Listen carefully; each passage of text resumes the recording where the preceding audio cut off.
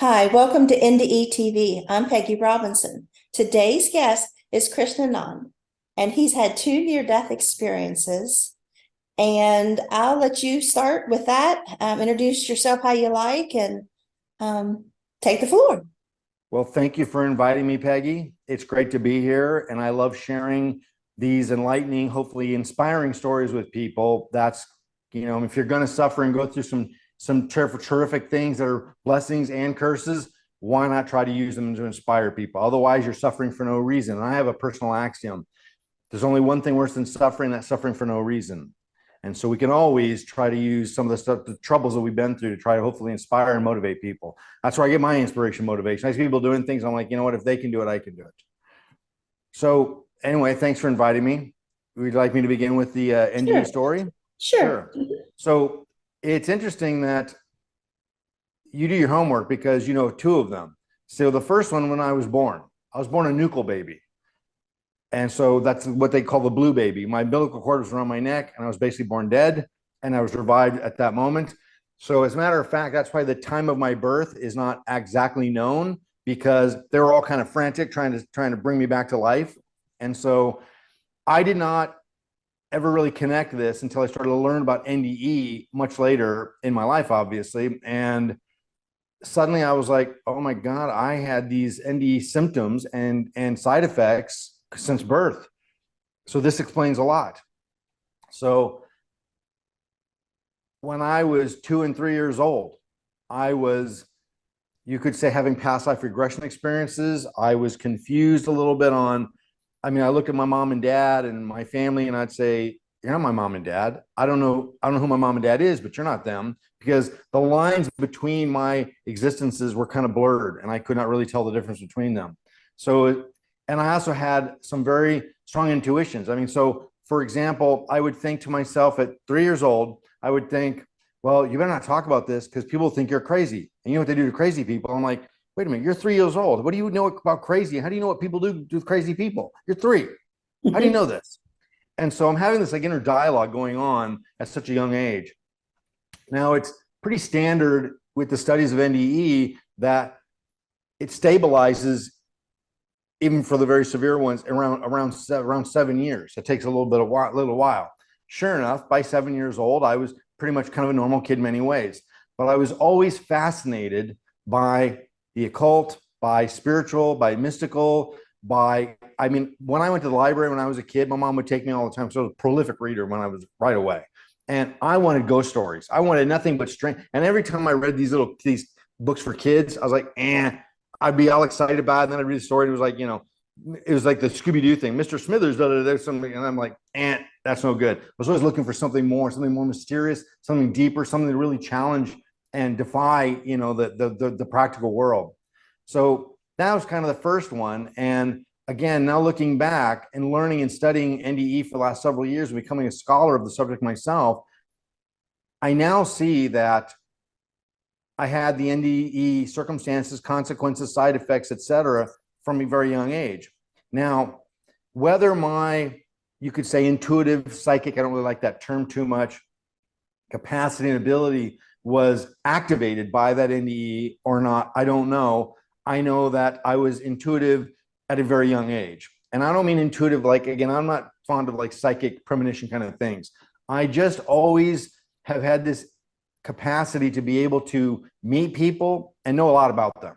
And that's not about what they did this morning or what they're doing tomorrow or anything again, I like the conventional psychic predictions. It's more who they are, what they're seeking, what their fears are, what their goals are, what their dreams are. I've always had an intuitive ability to kind of sense that. And for me, it was just logical. It was in their face, it was in their mannerisms. And so as a counselor, as I became a private counselor much later in life, that applied, because I would meet people and I was able to kind of read them, you could say, and help them to what they really truly needed and were seeking, which was usually something a little bit more than just behavioral repairs, but to really look for something deeper within them and beyond them. So that's the first one. You want to hear the second one? Sure. Okay. 2013. This one's a bit more severe. 2013. Now, I'm going to give you the story of this because every detail I think you will see as it unfolds, the little things that seems like, why is he mentioning these little details that seem trivial? Because they all fold in and they provide evidence of absolute, irrefutable evidence of divine intervention. So I'm in my private office that I'd been in for 7 years. And suddenly I get 3 texts of 3 clients back to back rescheduling. Rescheduling happens, but never 3 back to back. And because I had a full back to back day of clients, I didn't bring any backup work. And that particular day, I rode my motorcycle to work. Occasionally I did that. And this day I did. So I had 4 hours to kill and nothing going on. And so I thought, well, I'm overdue for a physical. I've got some time right now. I'll go up the street to the clinic and I'll get a physical. I was doing some research for my upcoming book because I was already writing an author. And there were some risks involved. So part of my contract was to get a physical. So I decided to do this. And the only reason I know this is because apparently I called my girlfriend and said to her, I asked her to come take a hike with me. And she said, I can't, I got to go to work. And I said, okay, I'm going to go up the street to get a physical. Otherwise I would never know this. 7 years in that office, 3 clients call and reschedule. I decide to go get a physical. I go down to the parking garage. I get on my motorcycle. It's a very unusual motorcycle. I change my clothes into riding clothes. And as I exit the garage, for the first time in 7 years in that office, I turned right instead of left. I will never know why. To this day, I don't know why. The right turn was traffic and rather major boulevard, and the left turn was easy, quiet side streets into town. I never turned right. For some reason, that day I did. Less than a quarter mile away, I stopped at a traffic light to make a left turn on a major boulevard. And as the green arrow went exclusively turned green for me, I was the only person in the left turn lane. Wasn't too late in the day. It was kind of quiet. And as I eased out to make my left turn for a green arrow that was just for me, a full-size SUV went through the light on the other side and hit me in the face, killing me instantly. Now, again, I want to remind you that everything I've said to you up to this point will play into this overall evidence of, I think, of the divine interventions. Even that I said I changed my clothes. You'll see this in a moment. I'm dead in the street. Now, I did not have the OBI, the out-of-body experience. The moment of the impact, my consciousness and my spirit catapulted. I left. I was like, I don't need to be here. This is traumatic. I don't need to be here whatsoever. And I immediately teleported to the other side in an instant. And I was someplace peaceful and calm and loving and secure. And whatever was going off on earth, I had no idea and didn't care. I knew what was happening to me. I was very aware. I wasn't confused. I had absolute certainty and I felt safe and secure and nothing was shocking to me. Back on the world, on one corner of the intersection is a tire store to this day. And in front of that tire store was a pastor on the cell phone. The reason he was there is because his daughter convinced him, even though he resisted, to help her get tires on her car that day. He told me later, and I did not know this until about 3 years ago when I actually talked to the guy. I didn't know this ever happened until my ex-wife, in a casual conversation, mentioned Pastor Tom. And I said, who? She goes, oh my God, you don't remember, do you? Pastor Tom, the guy that pulled you from the wreck. I did not know this till 3 years ago, till year 6 or so of my NDE.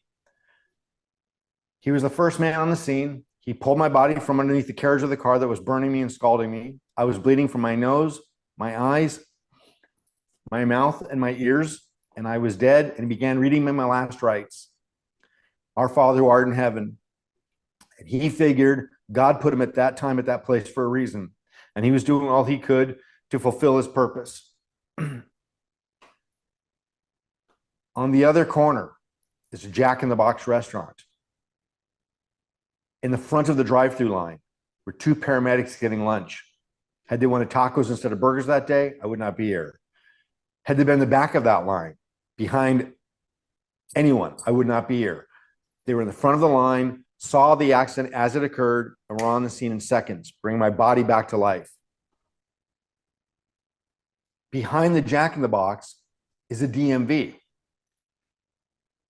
There was a young man going into the DMV at that time that happened to be my son's best friend, one of his best friends. His name is Sam.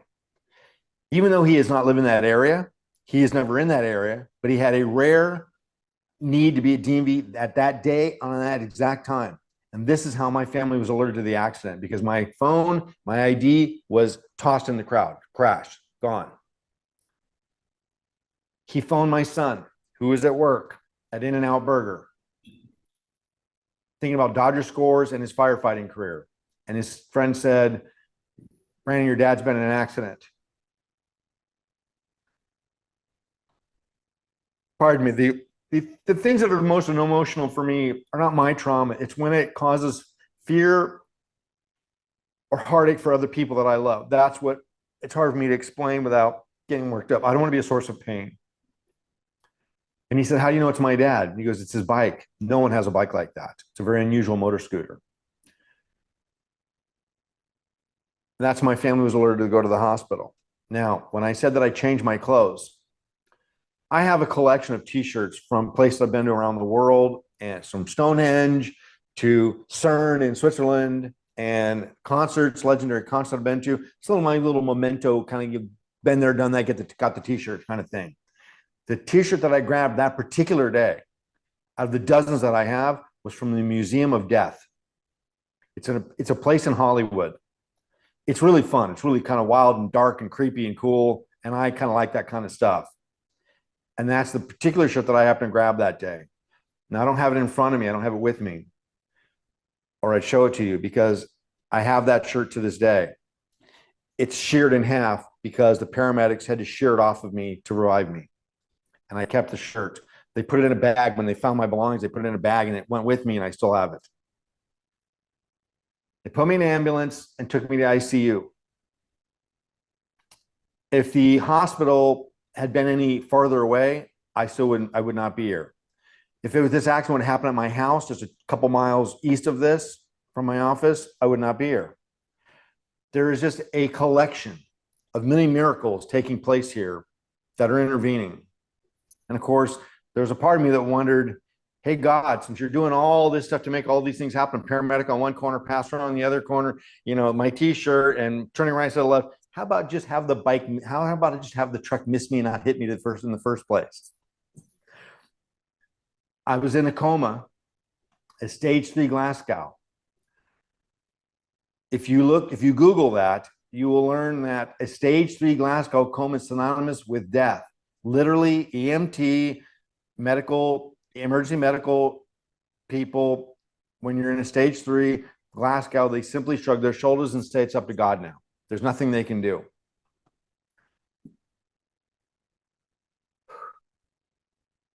When my family got to the hospital, they were met by 2 doctors and a priest. That's not a good sign. And the doctor was telling them, if he ever wakes up, which, by the way, he won't. They're trying to ease them into this. If he ever wakes up, which no one has, one person since like 1980 something has woken up from stage 3, he will be damaged, probably beyond repair, and likely a vegetable, and not be able to take care of himself.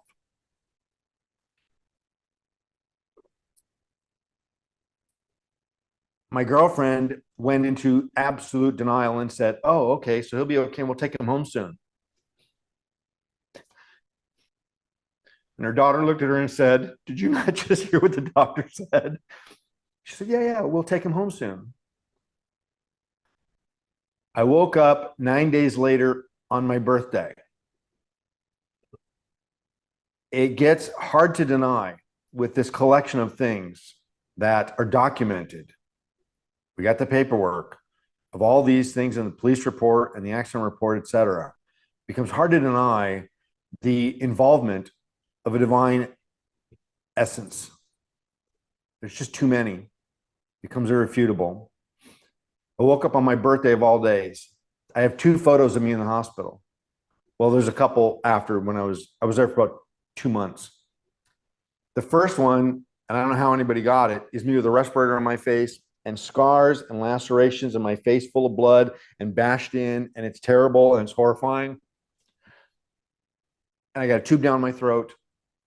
And I woke up 9 days later. The second picture is my son and my girlfriend's daughter sitting next to me holding happy birthday balloons and a cupcake with a candle in it. And I don't have a scratch on me. When they said to my family, when he wakes up, if he ever does, even with extensive plastic surgery, he's going to be deformed for life. This is me today. And 9 days later, on my birthday with the photos, they said I don't have a scratch on me.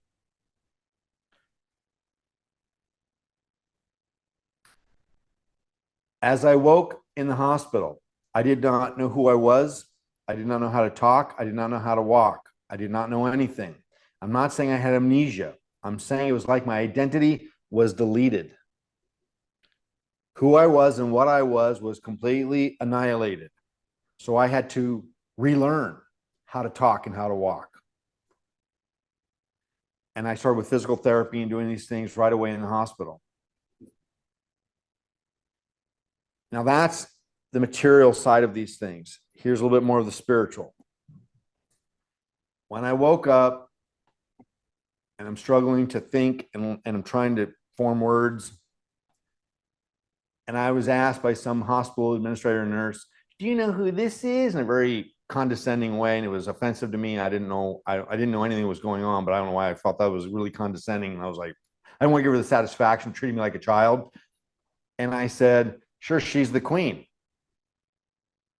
to my girlfriend. We didn't have pet names for each other. We always called each other by our names. We don't really like pet names. We never had pet names. I didn't know who she was. I just thought I was supposed to say something. So I said, she's the queen. Now, this is because I learned later, and I was kind of learning at the time. Because of my coexisting in two dimensions at once now, two-thirds of my consciousness is still within the portal, the other side dimension, that what I call is the portal. And a third of me is in my body. So I am very confused because I'm wondering, as I'm seeing people, everything from nurses to my girlfriend to my son, like, why do you people think you're Brandon? You're not just Brandon. And I was seeing a string of identities that he's had throughout many lifetimes. And same thing with my girlfriend, same with hospital nurses. I'm seeing this long string of identities that I'm seeing their soul, not them as individuals, as material people. I'm seeing their eternal spirit and soul. And I thought it was normal. I'm wondering why everyone else is acting like they're just these people instead of these eternal infinite souls. And I'm confused. I'm literally was saying to them, why are you guys doing this? And I said, at one point, why are you in London? How'd you guys get into London so fast? Because I thought I was in London. I didn't think. And I don't know what you or your listeners' beliefs are in reincarnations, but I can tell you that I had absolute verified memory. It wasn't vague or fuzzy. My last lifetime was in London. And so I was confused. I didn't know which lifetime I was in. They all were kind of conglomerating together, and I was experiencing many of them.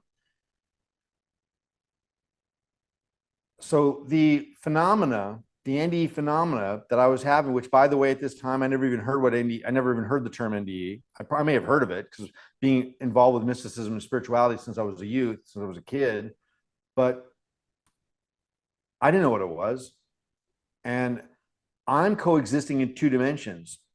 When my body was asleep, my consciousness was completely awake and alert and aware within the other dimension of the portal, and interacting with and communicating with what I now call Akashic agents, angels, you could say, just sentient, intelligent, loving presences. And anytime I was unconscious in the world, that's where I was instantly. And even when I was conscious in the world, I was far more aware and connected to this other side dimension than I was to the material world. I couldn't relate to the material world. It didn't make any sense to me. My NDE of this magnitude persisted for 4 years. I had to learn who I was, how to talk, how to walk. I did not know anything about myself. I learned about myself when my son started showing me pictures. Apparently, I was this private practice counselor. I was an innovator in my field. I was a public speaker. I wrote articles for magazines twice a month. I was a pretty noted expert in my fields. And He showed me pictures that I'd been a scuba diver and traveled around the world, and I was a 4-0 tennis player, and I'm looking at this stuff thinking, I can't be that guy. I'm this broken, shattered individual. Now, the trauma that I experienced, I'm going to go and bounce back and forth between the supernatural and the worldly, because we're always existing with both. The brain trauma that I experienced was called a DAI, a diffuse axonal injury. That's when the white and gray layers of your brain shift and sever completely. Billions of neurons that are in charge of different tasks, like moving your finger, speaking, listening, talking, whatever else, were completely severed and separated. They don't grow back. You have to reteach them. 90%, again, I learned this much later, 90% of DAI sufferers, you can Google this and look it up, it's verifiable.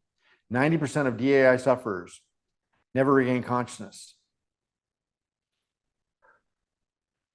See, the tears, they come from different areas. There's the sorrow of causing pain to people that I love, and there's also the evidence of absolute miracles and feeling special, that I was not special, humbled by divine intervention.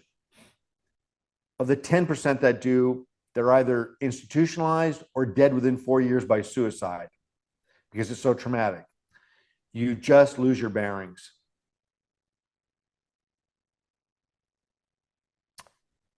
I'm becoming a medical miracle from the start.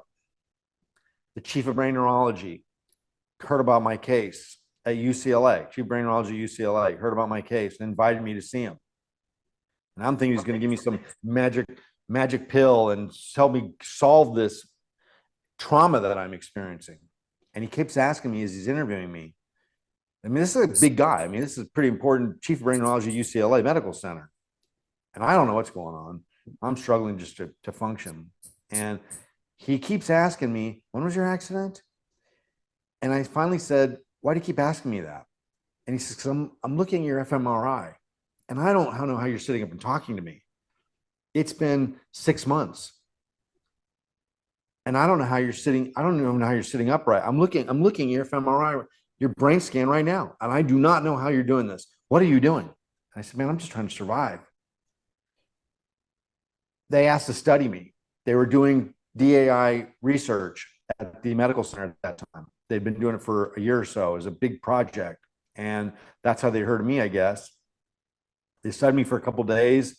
And when I called him back at some point, hoping he'd give me some kind of something to still solve these issues that I was being confused and I was hard to walk. And I thought I was being told, if he ever survives. And I was being constantly told, you won't. And likely he's going to get worse, not better. And my life expectancy was very short. And yet I kept defying that. And so I'm calling this neurologist, hoping he's going to give me some, this all go away. And I said, so what'd you find out after testing me? He said, you're officially a medical miracle. We have no idea how you're doing what you're doing. I cannot say that out loud in public. I'm a chief of neurology at UCLA, but between you and me, I have no idea how you're doing what you're doing. Can we study you some more? And I said, no. I said, look, man, if you can't give me insights and information, I've got to do this. So the intensity of the balancing between both dimensions was very intense for 4 years. Now, don't get me wrong. There's a lot of tragedy going on here. There's also a lot of beauty. There's also a lot of gorgeous experiencing and perceiving. I felt at home and in comfort each and every time I was within the portal. Whenever I went to sleep in the world, I felt completely at peace, like everything made sense to me. I wasn't having dialogue with Akashic angels and agents that were telling me things. It was like instantly uploaded. Like I wasn't curious and then I would get answers. It was like they already knew what I was curious about. And I was given insights, of course, as many do, into the meaning of existence and how it functions and all these kind of things. And as a person, I was fascinated and became a scholar, a master theologue. a master hermetic spiritualist. I mean, I studied religions because I love them all. And I know them better than most pastors and priests and people that are officials within their own religions because I revere them all. And so I wasn't really learning anything new, you could say, while I was within the portal. What I was getting was confirmation that what I'd studied, what I'd spent my lifetime researching and looking into was being confirmed as legit and genuine, because I was never satisfied with the surface layers. I always went, you could say, down the rabbit hole of the religious rabbit hole to seek the truth, the true stories. I know that the biblical narratives, for example, I've always known since I was a young man studying them that a lot of it is embellished to tell a story and to teach lessons. And a lot of it, the core of it is true. And it truly happened the way it's described with some slight modifications. As mystics, we refer to this as the underground stream. That's the true history and body of knowledge of things. And so I wasn't given usually these profound new revelations while I was in the portal. It was confirmation that many of the things that I had studied and learned as I searched and sought for connection with God and the Lord, that I found the truth. And I'm grateful for that. So there's quite a lot. And of course, it's been an ongoing thing. As I said, my NDE was not a moment in time with an out-of-body experience. And I know many people have them going on for years. Many people have them very quick and instant. Mine has been going on the entire time. For the first 4 years, it was a struggle to exist with both at once, trying to repair myself physically and materially to live within the world while coexisting a almost purely spiritual state and only caring about that was very difficult to manage and balance between the two.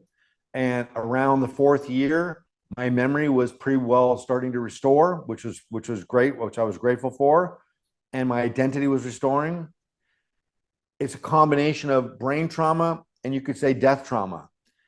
The shock, the abruptness of existing in another dimension so quickly and having to readjust and reorient to between two of them was more than my brain could possibly handle, I guess. And that's why I struggled to continue to reestablish my identity from the NDE. And again, I'm having both experiences. I'm having a lot of trauma. I'm having a lot of losses as I'm losing my career. I'm losing things that I loved and that I was attached to that weren't as spiritual, maybe. I see it now, Peggy, as what was removed from me are disposable items. The things that I loved and were attached to, there was nothing wrong with them. They'd done, I think now that it's what I got out of them was all that was needed for me to continue to progress on my soul's journey towards the Godhead and connect with the divinity, that those things were no longer needed. So they were removed. And part of the way of removing that was pretty brutal and pretty tough. But God's grace is not always gentle, is it? But God's grace, as parents, we often will say to our kids, this hurts me more than it hurts you. What we're doing is we're willing to cause them pain to help them grow and learn. And one of the struggles that I had is that I felt so guilty that God had to go through all this to teach me the lessons I need to learn. I was living a spiritual life. I had nothing of more of a priority than establishing and loving and being devoted to the God power. But it seems evident now that I could do more, I could go further if some of my material attachments were removed and I had this experience. Any questions so far? Yeah, I'm wondering. So you never went back to being a counselor? I did. I went back to work as soon as I could walk up the stairs to my office. I mean, I tried and I was doing okay. The thing is, as hard as it was for me, my level of work, as I struggled to learn, I was still struggling to talk. So my practice went from a full-time 10 hours a day, 6 days a week, down to just a handful of clients again, because I was out for 2 months in the hospital. And then of course what had happened to me, et cetera. So it diminished immensely. And I wasn't, Peggy, I was in such a spiritual state. I could not relate to people's material problems. I was kind of like, I mean, I didn't say it out loud, but I was like, what you're worrying about are material things that really just don't matter. You need to, as we all do, turn your heart and your mind to God, and that's it. Now, I've always known this. I've always believed this, and I've always encouraged this overall. But I was also able to know the boundaries and know that some people were not ready for that level of devotion and spiritual commitment. So I was hired as a professional to solve their problems, and I did.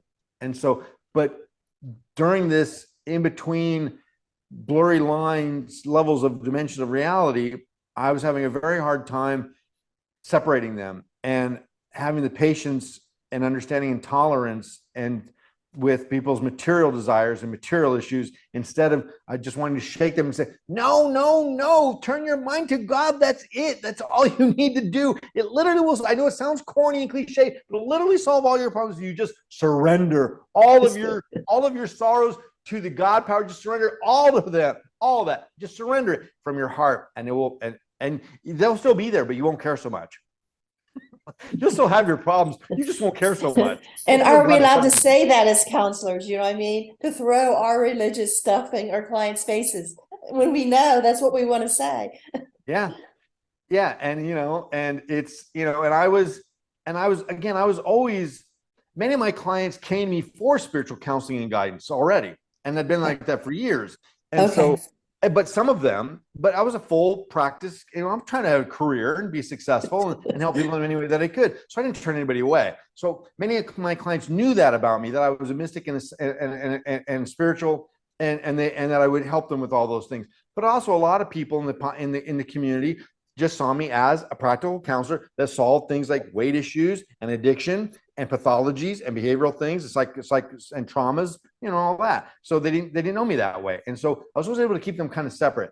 But with the NDE going on the entire time, I couldn't separate them. I mean, I was trying and I could. So I did continue counseling, and I still to this day, I say I'm mostly retired because I don't advertise or take on or go out and seek new clients anymore. I don't promote that career anymore, but I also can't refuse people that know me or referred to me from people that I've helped before. They know, I mean, I have a lot of clients that will call me years later and say, you remember me, you're the only one who's ever able to help me. How can I turn them away? So I don't. So I always tell myself, like, I'm done. I don't want to do it anymore, but I can't say no to people that are seeking help. And again, so yeah, so I would still occasionally, but pretty much my time is all entirely consumed now with being an author, with committing to spiritual studies and helping people enlighten them on higher octaves of spirituality. So it was always there. And so it was 7% psychological and practical clinical counseling and 30% spiritual. And now it's the other way around. Now it's more like 90%. And so that's pretty much all I'm doing now. I'm on these podcasts. I teach. And again, I'm not trying to proselytize a particular brand or religion. Whatever path you want to take that's going to find you connected with God, that's all that matters to me. And I want to help you succeed at that, whatever that might be. Now, me personally, I find a one universal truth within all religions and all spiritual paths. And that is simply to love God and experience God's love for you. And that's pretty much it. They all agree on this one single tenet. They all have these different dogmas, but the bottom line is, as Christ taught, it's simply surrender your will to me and I'll take care of you just fine. Love me and I'll love you, and that's it. Now, what did you specifically see, hear, think during your NDE? During your NDE, what did you specifically visually see and visually? Mm-hmm. So when I'm there, when I first landed there, sure, I was, again, now I'm going to air quote because it wasn't like a dialogue. Again, everything was telepathic. And it wasn't like I asked, but for the sake of conversation, I got to present it that way. So you could say that I asked. So I've heard of people having, like, passed on loved ones and pets and angels and light, white light and all that. I'm not seeing any of that. Why not? And the Akashic agents and angels said to me, what people are given in their death experience is what will comfort them. Whatever will comfort them and ease them into the experience will make sense to them. God is omniscient, omnipresent, and is not denominational. So therefore, whatever somebody's belief system is, we can customize that for them to give them peace and comfort and encourage them to live spiritually, not materially. And so, do you want to or need to see any of those things? And I was like, no, I don't. I'm completely at peace. I know what's going on, and I don't need any kind of white light. So there was ambiance, there was a radiance, there was, you could say, a light, there was a presence, but visually, I didn't want nor need anything. I was basically, Peggy, I was pure consciousness. There was no body, there was no name. I wasn't seen as Scott or Krishnanand. I was seen as a soul. That's all I am. And that's what I was when I was there, just a soul with consciousness. So I was very aware, but I also was completely detached and separated from any sense of identity or material phenomena. So you were just getting downloads of this information in this place. Yes. It was just instant upload. So instead of me wondering things again, I present it like a dialogue. How else can we talk about it? But again, keep in mind that in a time sense, I was there for 9 days. I was in my coma for 9 days. Woke up on my birthday. 9 days I was there. So again, this wasn't like a quick thing. The entire time I'm there, again, I have no idea what's going on in the world other than the fact that these Akashic angels and agents are basically explaining it to me. So I kind of know that way, but I'm not seeing it. I am being informed. You're going to go back soon. And I had the life review, as many people do, the life passion before your eyes, to teach you what you could be doing right and what you could be doing better and wrong. And also a life preview. Many people, so these are staples of the NDE experience, but most people don't remember the life preview. They remember the life review. And many people don't remember that either. The preview was showing me that I was going to go back to some very serious trauma. Of course, I didn't want to go back to that, but I didn't care because whatever God wanted me to endure, that's all I cared about. Suffer, blessing, exaltation, whatever you want, I belong to you. And so I was getting these previews and things were explained to me. So they made sense. And again, I was just accepting of it. So it wasn't very visual. It was very present. And to this day, as my NDE settled, you could say, became less intense over the first 4 years,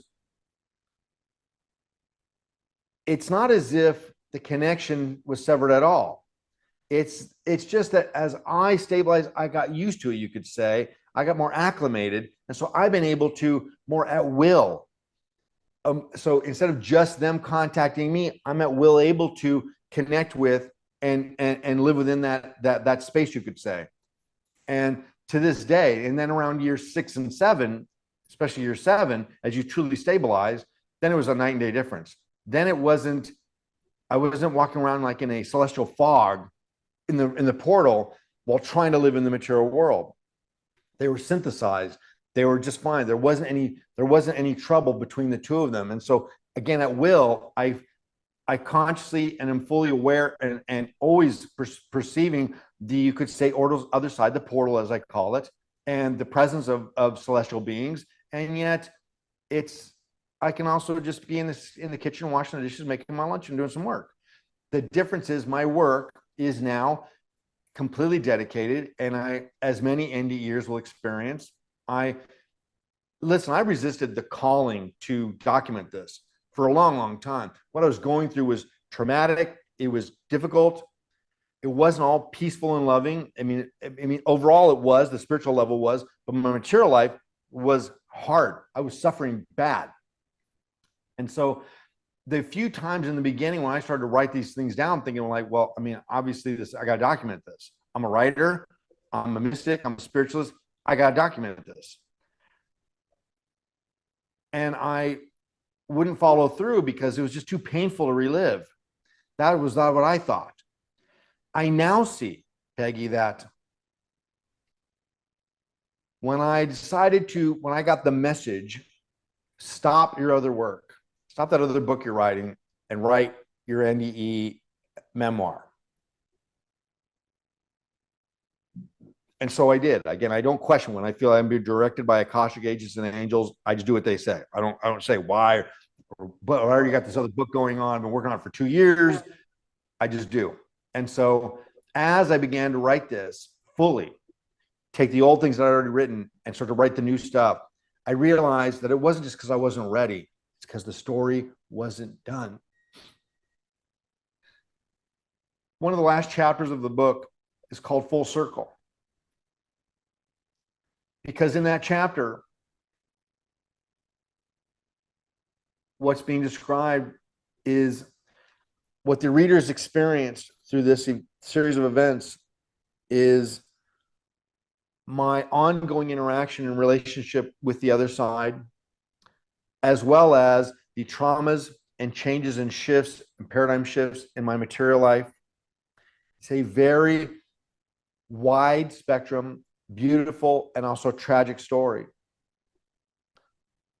And the Full Circle chapters kind of sums up why it waited to be written, is because it wasn't done yet.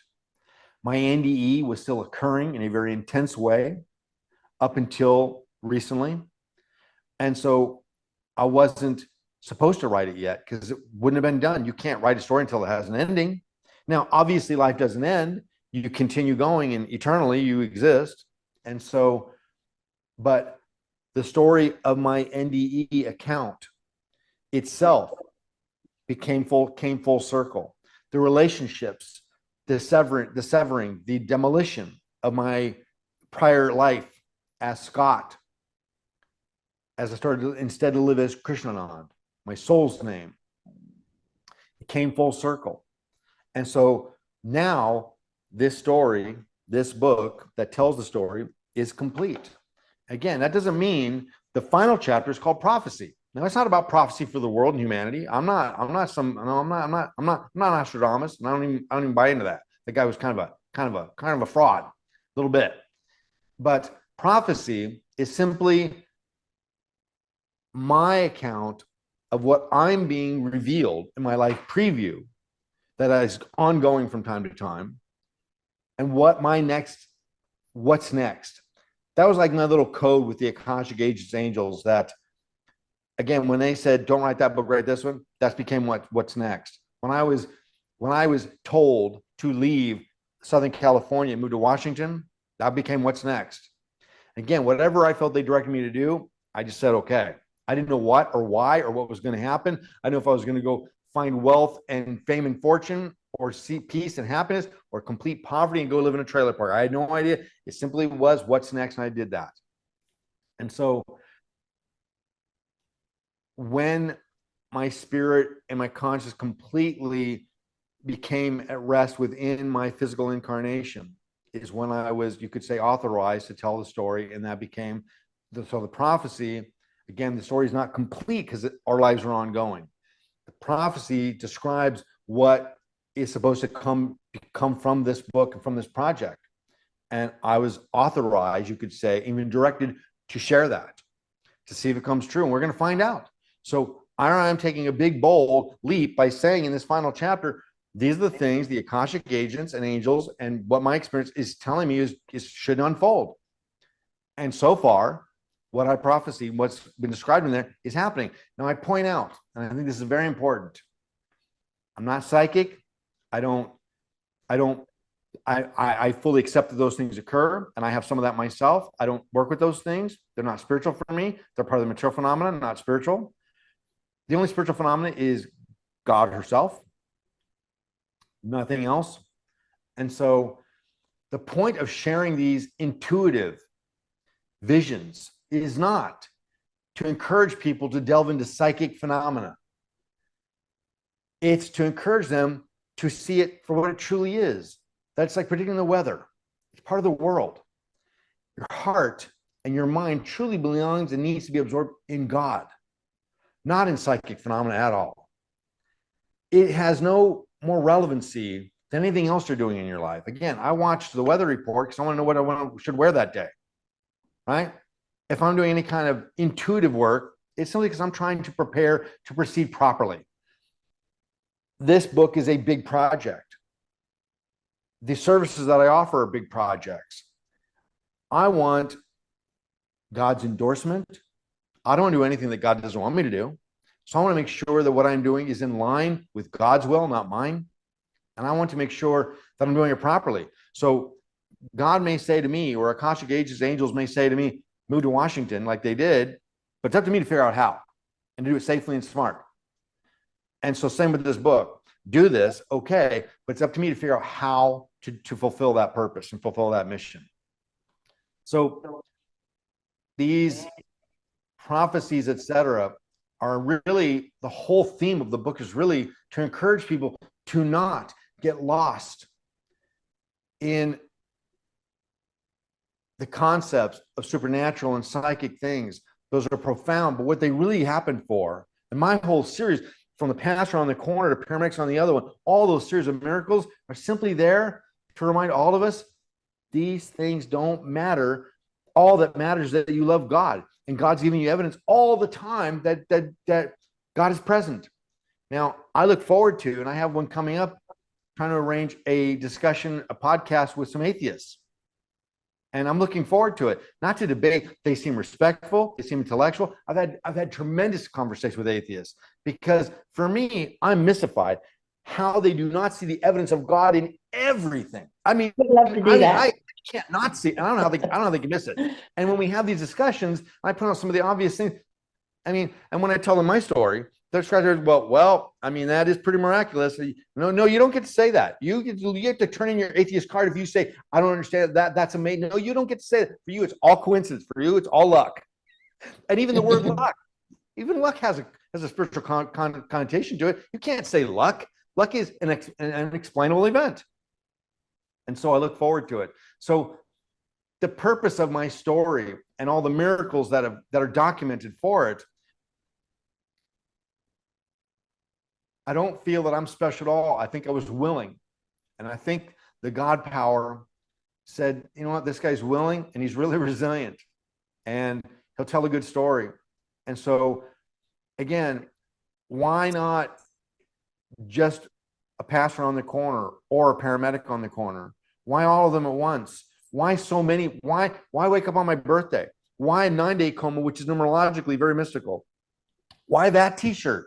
Why all these things that, again, if you hear one or two of them, you're like, wow, that's pretty wild. But you hear all of them and you see the evidence of them. You can see these in photographs. And the fact that you're sitting here talking. Yeah. And so eventually even an atheist got to be like, okay, I got to consider this. This is some real evidence, you know? And so I think that that's kind of what I was used for. And I do feel that God exploited and used me. And again, because I'm willing. And when I first realized, when I asked, why me? I'm not special. I'm nothing. And the answer was, because you're willing. Is this debate going to be on YouTube? Sorry? Is this debate going to be on YouTube? It's not been scheduled yet. And so my publicist, who I think you interact with, Ryan, he's back and forth with them right now. So the thing is, I said, look, I'm not willing to go on their like podcast show unless I'm like as a guest. I don't want to just be a call-in, for a 3-minute kind of thing. I'm a little bit too busy for that. And I'm a little bit more qualified than that. And so if they want to have a true intellectual, deep discussion with a cerebral, scientific, spiritually scientific person, then I'm open to it and I look forward to it and I love it. But well, I would love to have that on my podcast. Right. And so, and I said, but if it's just going to be like a call-in thing where I'm like just any other caller, then no, I'm not interested. No, this needs to be shown online. Right. And again, and the thing is, same thing when I, as a more of an Eastern spiritualist, when I interact with Western spiritualists, I mean, I had a client that was a Mormon. Okay. You could say like a Hindu. He's a Mormon. We couldn't be more different. And yet he and I would sit in my office and have these amazing, beautiful, wonderful spiritual discussions because we both believed in the same. And again, I was in London once. This in this lifetime. I was in London and I heard this song in the sky. I was randomly walking around between my flight. I heard the song in the sky and I'm like, oh my God, that's beautiful. What is it? And I just walked towards it and followed it. It was the call to prayer for a mosque. And so I felt called to it. And I went in, and here's this beautiful mosque in London. And I'm like, you know what? I was actually on my way to India to my guru's ashram. That's where I was on my way to. This was my in between. I was waiting for my flight. And I walked into this mosque, and I'm sitting on the floor. I'm not a Muslim, you know. I mean, I know much about it. I'm not a Muslim though. I'm sitting on this floor, and I'm in tears, realizing God is omnipresent, and we all have one thing in common in this room. Every one of us love and revere God, and that's all that matters. And sure enough, I get a tap on my shoulder, and I look up, and it's the imam. And he says, "Excuse me, is this your first time here?" And I thought I did something wrong. I'm like, "Yeah, is everything okay?" He goes, "Yeah, could you come with me?" He invites me to his office. He and I sat for 40 minutes and just talked nonstop about God. He gave me his own copy of the Quran, which I still have. And again, we had no problem. I told him I'm on my way to India. I'm more what you would call a Hindu. I'm a bhakti yogi. I believe in devotion to God. And again, we talked nonstop about our connections, of what we had in common, which was simply our love and reverence for God. The fact that we were different dogmas didn't matter. Yeah, so yeah, I look forward to those discussions. I don't, and again, these people, when I look at their website, they're very respectful, they're very logical, they're very understanding, and they're very open-minded. And so I think I'm looking forward to it. What's the name of your book? It's called Within the Portal. Okay. So the portal is, in the early days of this, I just came up with a name. So the Buddhists call it the bardo. In the Western religions, they call it purgatory, the in-between dimension, between lifetime, between. So, you know, none of those. So every religion has one. And I just came up with the portal because at the time I wanted something that was non-denominational, because it's not a religion for me. And so I just came up with my own kind of name for it. And I found over time, I just thought it was kind of a good way to describe and be able to communicate to people. I now see, as I've written a book, it wasn't until after the book was edited and virtually published that I realized why it's truly called Within the Portal, because I didn't choose the title either. These things come to me, you could say. And it wasn't chosen by me. As a matter of fact, this book had a completely different title from the beginning. It was called In My Time of Dying. It was from the Led Zeppelin song, from the Blind Willie Johnson song from the 40s. It's called In My Time of Dying. Now I see that this book serves as a portal for people to gain their awakening in spirituality. And so the true title here is Within the Portal, a near-death experience memoir and a guide to spiritual awakening. And the point is this: it's not denominational. It's not religious dogma. This book provides you with the tools, the knowledge, and the insights to be able to develop and evolve and mature spiritually. I've distilled a lifetime of study, respectful, loving knowledge, and scholarly work to love and respect and study every religion. And I'm not saying that you can just put them all in one bag. You do have to pick a path. You have to pick a path and dedicate fully to it. But which one should you pick? Again, me and this imam in London, totally different religions, and yet we had one thing that all that mattered in common, which is just to love God and let God love you and just be aware of it, and that's it. And so this book teaches you how to activate, how to experience, how to get in touch with, how to awaken your spirituality. Whatever level you're at, whether you're a beginner or with it for a long time, it's a way to enhance that and bring it to higher octaves. And that's kind of what it's about. All right. I'll put a link in the description for your book and your website. Was there anything else you wanted to add? No, you have any questions for me? No? No. No, your experience is unique for you. I mean, it's, kind of off the beaten path, the way that you continue to experience and stay on the other side and speak from there. I did have one question. Is there something that you found that you do that makes the other side more profound, that brings you there closer? I'm so glad you asked that. What a missed opportunity would have been if you hadn't asked that, for both of us to know what we both know. Absolutely. And it truly is to just, you could say meditate, but I think that sounds too formal. When I just attach my mind to God with love and surrender, and you could just say devotion. I got to tell you, what it truly is when I think of God and God's bliss and love, I simply just feel unworthy. And the irony is that unworthiness is the most beautiful, gorgeous feeling I can possibly fathom. And so the way to connect for me is just that. I can't help it. I think of God, I think of the Lord, and I instantly go into a state of humility and worthlessness. And I'm not saying like I'm garbage. I'm saying like I know that I not only am I not worthy of God's love, I never can be, never will be. And yet that's the only thing that makes me even remotely worthy of God's love, is the fact that I know that I'm not. And so that's what I try to encourage people to really, when we talk about spiritual awakening, spiritual work, it simply is devotion. In the East, it's the path of bhakti, which is devotion. The bhakti yoga path is not about stretching your body and getting into a space of nothingness at all. It's about simply meditating on the loving virtues and form and presence of God, and that's it. And it's so simple and beautiful to do. And when you do this, you connect to it instantly and you begin to feel God's grace. Yeah. It's like phone home, ask, Yeah, be exactly. open. That's it. Yeah. Establish the connection. You do that with love in your heart. That's it. And simply for me, again, it's simply, I mean, so when I first was kind of like wondering when I was younger, how do I think about God? Like, I don't know what God looks like. I mean, nobody does. I mean, you can't really, how do I, and I was told by a spiritual teacher then, think that you don't know what to think. And so I began to meditate, you could say, on how lame I was that I did not know how to think about God. God is everything. How do I know? How would I? And it made me feel so small. And that actually was having a profound effect on me. That's when I would feel God's grace and love, is when I would realize I don't even know what to think of. I want to know God and I don't know God. And that's all I want, is to know God. I'm amazed at the number of NDEers that are afraid to say the word God. They say source or universal something, I don't know, and all these other things. Like, I know. you're just avoiding.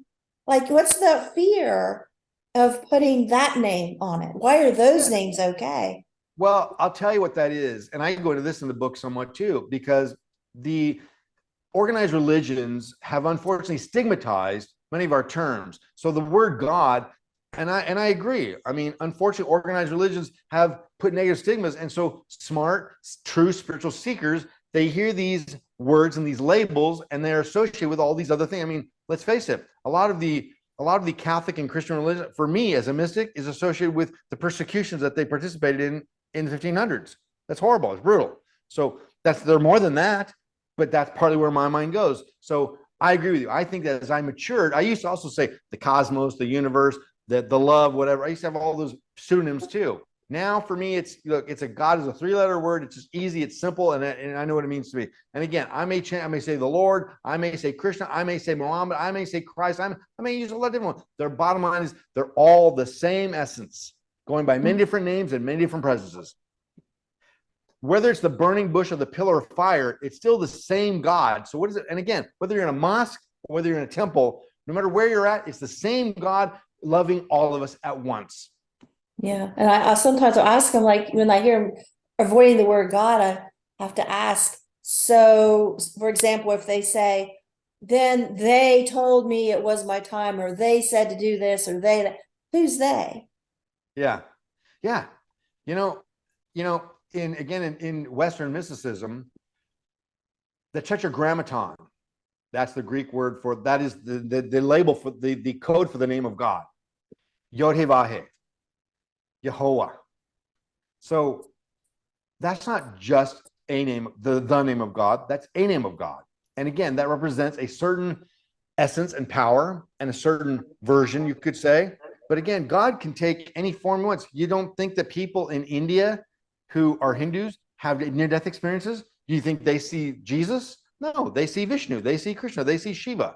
Okay? So wherever you are, you're not your experience is no less valid simply because you're in a different nation and have a different upbringing. Again, God can present any way that she wants to, he and she, not or. I said he and she as universal and whatever. And so, yeah, don't be afraid of the label. Don't be afraid of saying the Lord. Don't be afraid of saying God. Don't be afraid of saying Yehovah. Don't be afraid of saying Jesus. Don't be afraid of saying Yeshua, his historical name. Don't be afraid of any of that. It doesn't matter what you call, as long as you call God with love, it doesn't matter what you call him. Yeah. And when I was in the bright white light and I seen just outlines of people, then I seen one sitting up front and center, still just an outline. And my mind immediately, I was Catholic at the time, because my ex-husband was Catholic, I was Christian before that, if there's a difference, I don't know. But so I seen that sitting up front and center, my mind went to, that has to be God. And so, because I was already told it was my time, the answer was no, I wasn't going back. So I thought, well, that has to be God. And so I started screaming, like, actually, no, it was after that. I get my sequence of things mixed up. And so I'm like, that has to be God. So I started screaming all my stuff. And then I was told it was my time. The answer was no. But so then I said, well, I know from being Catholic, this is what I said in heaven. I know from being Catholic, you're omniscient. So you can see in the future. This was my concept of God that I brought with me, when I died. Yeah. I know for being Catholic, you're omniscient. You can see in the future. So if you can show me, I'm bargaining, like I have bargaining power. If you can show me that my children will be better off without me for whatever reason, I agree to stay, as if I have a choice, as I already told you. Right. I love that. You can point out that loves you got a choice. But and so I say that. I say so. The perception of a choice, because God loves you. Gives you the perception you have a choice. You don't have a choice. It ain't up to you. But I still think I want one. And so I say, so if you can look into the future and show me my kids will be better off without me, for whatever reason, I agree to stay. If not, I beg to return. And then I see a man from behind and I assume that's Jesus. So I just like, I'm like pushed or pulled. I don't know. Suddenly I'm right there with him beside, and we drop down to earth and we see my sons in the future and they look the same age. And so it's not like that far in the future. But they're discussing the fact that mom has died. So I'm seeing a reality that now I can say never happened. But at that time, a parallel universe. at that time, I'm figuring, okay, if you can tell me my kids are better off. And my 3 boys are discussing the fact that mom has died. And the youngest was kind of quiet, just like listening. And then the oldest is explaining to my middle son, Jeremy, that mom has died. And Jeremy says, I don't care that you say mom is dead. I want her back, and I want her back right now. And I retracted because I felt his pain and I was sobbing. Now I'm back in front of this panel that, is just the outline of people. And now I know that Jesus is sitting beside God, that I'm calling God. And I'm my hands are, now I have physical hands. I wasn't invisible. And I see my hands come up and I'm trying to cry out to Jesus. It's like I'm now addressing Jesus and not God, even though I know God's right there. I felt like God allowed Jesus to take control of this. Him going, taking me, and now I'm back and Jesus is sitting there. I know this is Jesus here. And so I'm in front of, sobbing in front of them at their feet. And I know this is God, still see nothing more than the outline, but I can more see Jesus. So my hands come up and I say, who else will teach them about you? And then I'm back in the wheelchair in the emergency room. And so I play that over in my mind all the time. And I ask questions to myself all the time about that. When I think of all the people that can't say the word God or, but who that was had the authority to let me come back and live my life. Give me enough time for my doctor to come in, recognize finally in the mornings. They kept me overnight because I wouldn't go home because I didn't want my sons finding me dead. I didn't want, I thought, well, that's what's going to happen. And so he come in the morning, did another test and found out I was almost dead. And so, I relive this and I ask these questions, and to me, that was God. And I gave him that authority to him decide if you can tell me if my kids would be better off. I gave him that respect and that authority. I put my fate over into his will. And then when I say, who else will teach them about you? I was expecting an answer, like some answer, because I was afraid my son, if I stayed here in heaven and was dead, that I thought is now the situation, that my sons might grow up to hate God And in my Christian belief and Catholic belief, if they hated God, they were so angry that their mom died at a young age, because I've heard of that. You know, boys say, I hate God Yeah. because my mom Yeah. died. Sure. And so, because I thought, okay, you know, I accept it, you know, that I'm dead here in heaven. But my boys will be old men and come someday. But then I thought, oh, what if they're so angry they hate God and they're never here? And then I was sobbing all over again. And then I was back. And I think about this so much.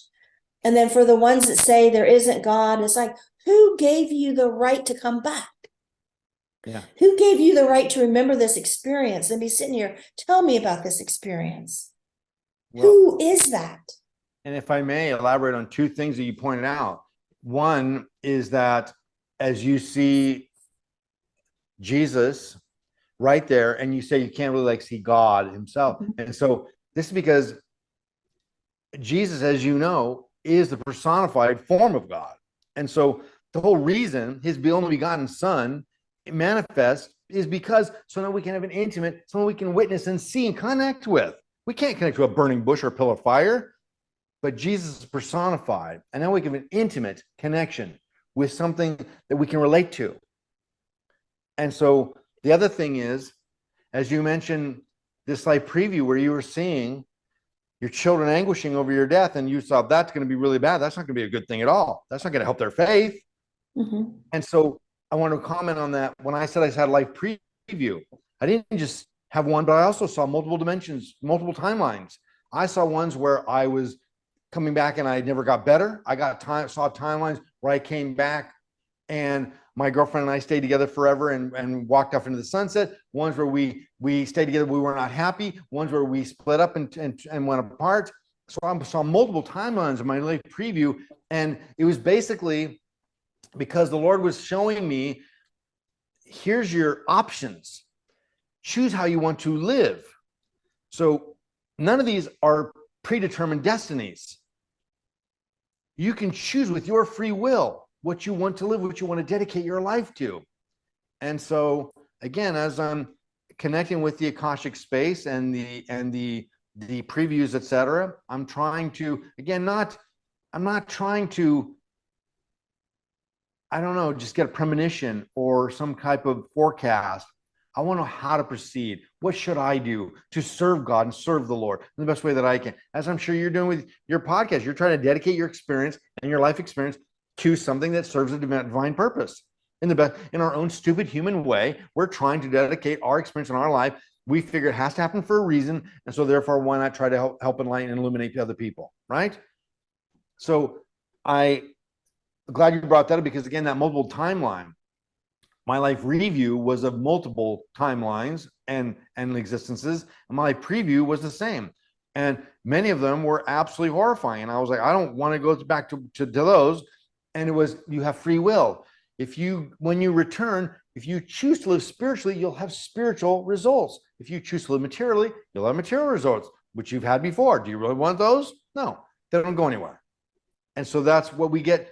The whole reason for the life review and preview is simply to, as our divine parent, same as we're parents, is trying to teach us from our past mistakes, and we can prepare for the future, make better choices, right?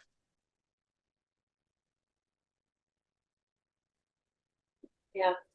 We were watching a movie the other day. I don't know what it was. And I just stopped in my chair and I looked at my husband. I stopped the movie and I said, whoa, I just got a vision. I have a memory that just won't stop. It's when I was 16, I was 15, and I was staying with my sister overnight, and these two men, one jumped out of the bushes. I was walking down the road with the other, and the other jumped out of the bushes. They're brothers, and they tried to rape me, and they almost did. And I'm yelling, and this guy comes over, and he finally breaks up. And then I'm sitting in the trailer. This is a true event that happened.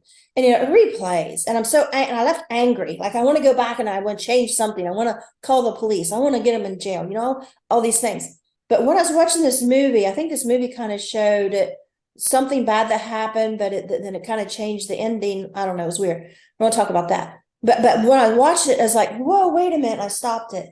And I said, I just got a vision of the attempted rape scene.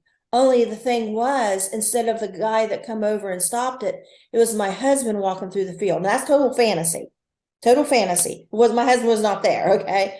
But it was my mind just played out this vision where my husband come over and just took me by the hand and we walked away, like, walking to the sunset. I'm like, whoa.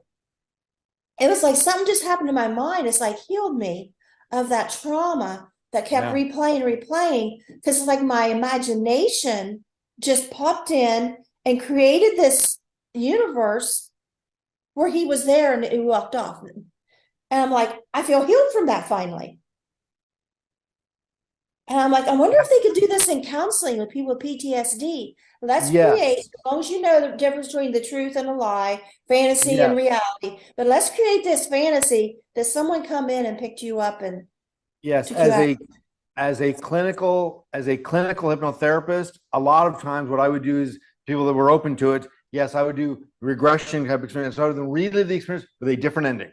And it worked marvels. I mean, that was a staple of what I did with people that had trauma, whether it was violent traumas, whatever it may be from their childhood. So yes, I would have them kind of in a suggestible state, so in a trance kind of like state, and they're still conscious and aware. You're not like in some other world place when you're in hypnotic trance.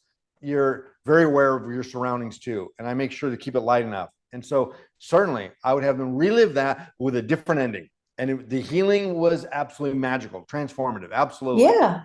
And it was the only one that I found that was really effective to do.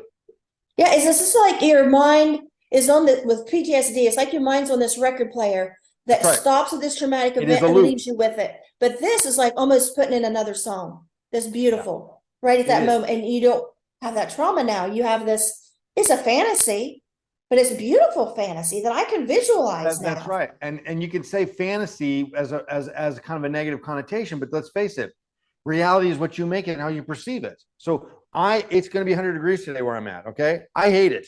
I see people that love it.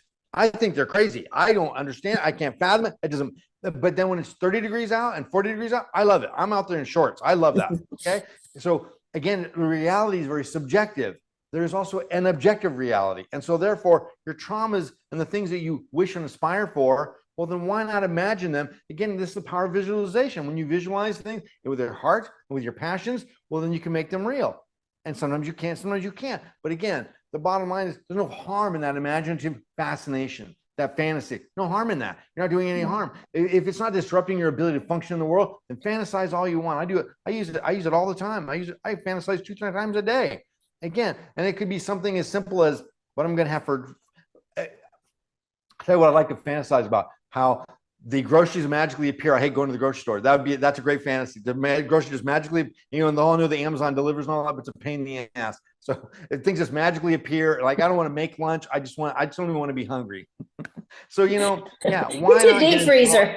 Why not get involved with your version of reality? You're not doing any harm. Now, if you start to believe your fantasies when they're not true, that can change.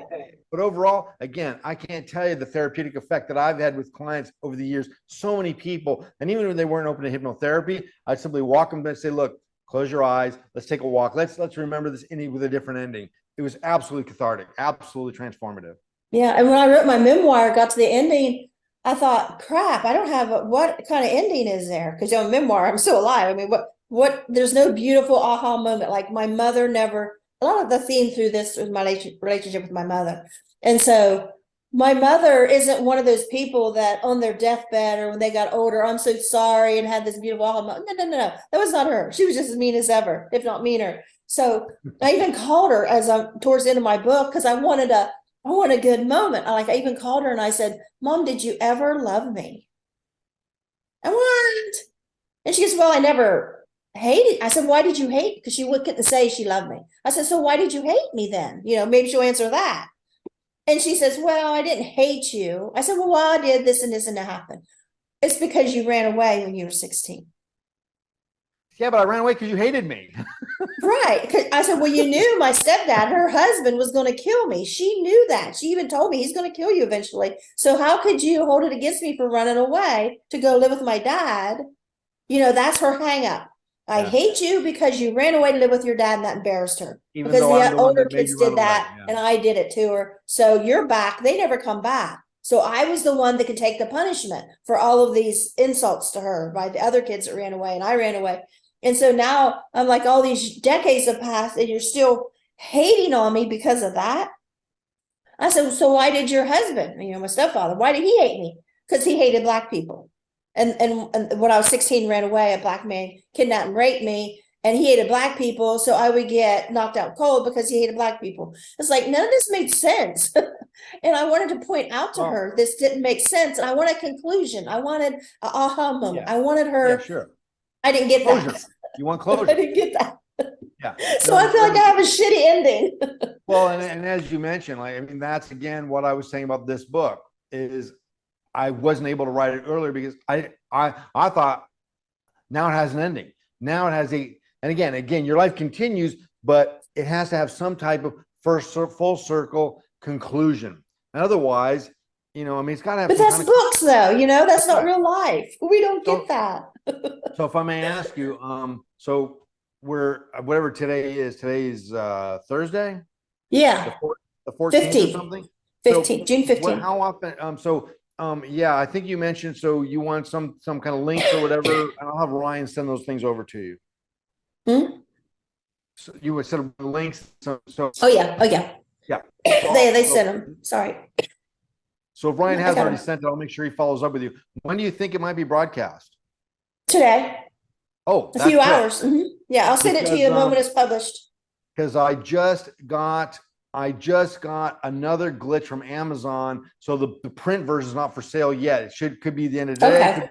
Could be in 2-3 days. So the ebook and audio version are available right now. They're downloadable from our site. Okay. All right. Okay. All right. I'll make a note of that. All right. Well, let me know. And listen, I always enjoy talking to you. So if you want to have me back again sometime in the future, there's always more to talk about. Send me that video when you get it of you arguing with atheists. I'd like to watch it. Yeah. And it turns out because I'm in Austin, Texas right now, and I'm here for just like 15 more days. Then I move back to California. Okay. And turns out this atheist group is right here in Austin. And so I said to Ryan, my publicist, I said, look, they're right here in town. How about instead of calling in, how about I go do an in-studio appearance with them? Let's hang out together in person. And so he's trying to set it up. We'll see if they're open to it. So yeah, fingers crossed. I hope so. And again, the thing is, they like to know, they want people to know that their guests, that they're going to be respectful. It's not like a Fox News attack, And so, and I'm the same, like, I want them to know, I want them to see me. I'm a cerebral man. I respect their positions and all. We're going to have a good, fun, intellectual discussion that should have a lot of laughs. Okay. A lot of good, wholehearted, fun laughs. So nothing sinister at all. So I will absolutely make sure that we update you on that. Okay.